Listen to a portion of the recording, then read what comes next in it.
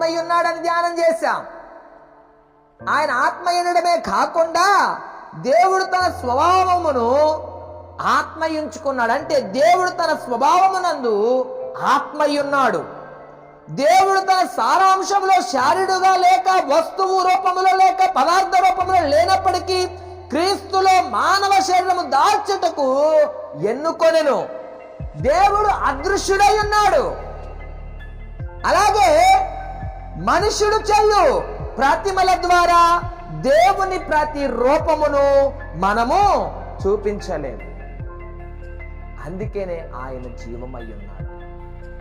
ఆ జీవాధిపతి, ఆ జీవము కలిగినటువంటి గొప్ప దేవుడు యేసుక్రీస్తు ప్రభువారు ఈ సర్వమానవాళి పైన, ఈ ప్రపంచమంతటి పైన ఆ యేసుక్రీస్తు ప్రభువారికి అధికారం ఇవ్వబడింది. అందుకే యోహాను